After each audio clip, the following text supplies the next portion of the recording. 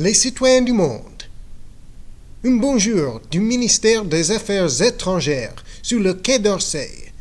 C'est notre grand plaisir de vous présenter la France selon nos symboles nationaux. Si vous avez déjà vu un passeport français, vous avez vu un emblème de la République qui n'est ni officiel ni très connu. Il faut admettre que quelques éléments de cet emblème sont presque génériques.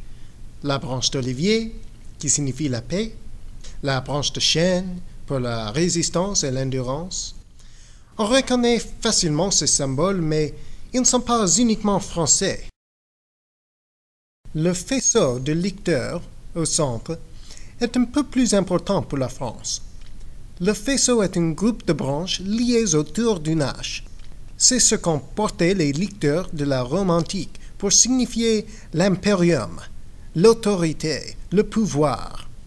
Suivant la Révolution française, on a utilisé le symbole des faisceaux pour montrer que le pouvoir appartient au peuple et pour symboliser l'unité du peuple français.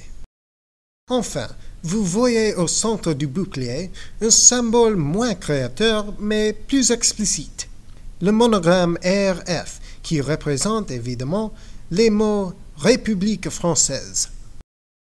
Cet emblème est bon, n'est-ce pas? Cependant, il est un peu problématique pour nous. Il se ressemble beaucoup trop à un blason. Les blasons sont pour l'aristocratie, les rois. Ils signifient l'oppression, l'ancien régime. Aujourd'hui, la France est une république et donc nous avons besoin d'un symbole qui représente nos valeurs de façon démocratique. Ah, voilà qui est mieux. Liberté, égalité, fraternité. Notre devise officielle. Vous reconnaissez bien sûr le drapeau tricolore, et sinon on a écrit en dessus le nom de notre pays. Mais connaissez-vous cette femme? Elle est très belle, non? Elle s'appelle Marianne. C'est une allégorie de la République et de la liberté. Depuis la Révolution, on voit plusieurs représentations de la liberté comme une femme qui porte un bonnet phrygien. Le bonnet phrygien est lui-même un symbole de la liberté. On dit qu'en Grèce et à Rome, c'était le chapeau des esclaves affranchis. Donc on utilise le bonnet phrygien pour montrer que nous nous sommes libérés de l'esclavage de la monarchie. La femme à bonnet phrygien a obtenu le nom de Marianne. Pourquoi?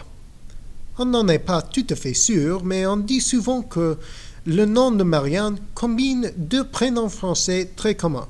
Donc, Marianne représente le peuple. Aujourd'hui, on trouve des bustes de cette femme dans toutes les mairies du pays, et tout le monde connaît son nom. Nous avons un autre personnage qui nous représente de temps en temps, bien qu'il soit moins élégant que la belle Marianne. C'est le coq, quelquefois appelé le coq gaulois. C'était les Romains qui nous ont donné ce symbole en faisant un jeu de mots. Très astucieux, ils ont remarqué que le mot « gallus » signifiait à la fois « gaulois » et « coq ». Avec le temps, nous avons adopté ce symbole.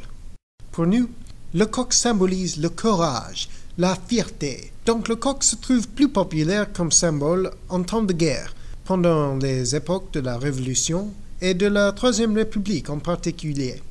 Exception notable, Napoléon a rejeté le coq comme emblème de son empire en disant que le coq n'a point de force.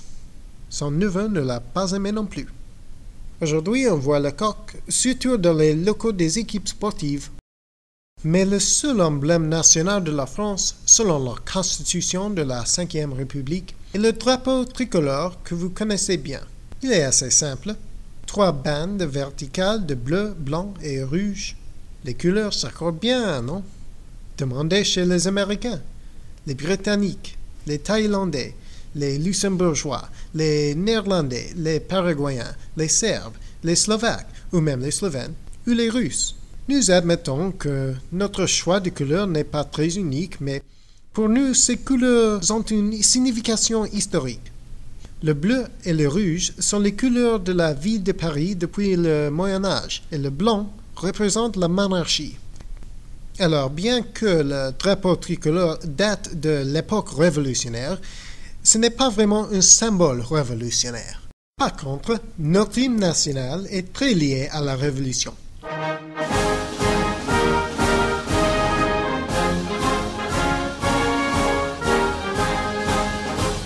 Sans doute vous reconnaissez cet hymne. Il s'appelle la Marseillaise. Mais la Marseillaise n'est pas vraiment de Marseille. Elle a été écrite à Strasbourg par Ruger de Lille comme le chant de guerre pour l'armée du Rhin, qui se bat contre l'Autriche.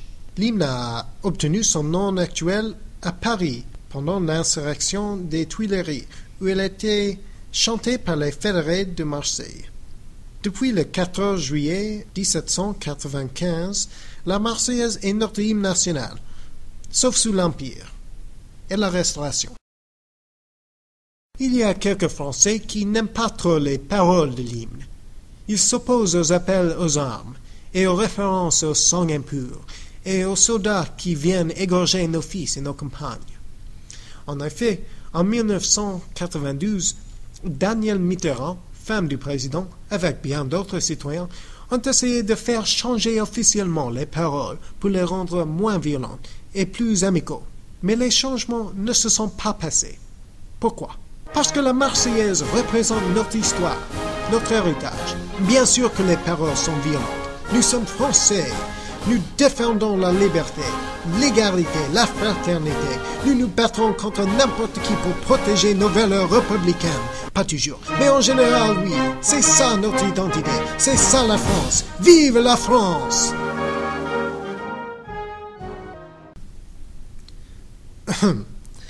Alors, nous espérons que vous avez tiré de notre petite présentation une compréhension approfondie de la culture française et nous vous remercions de nous avoir écoutés. Au revoir.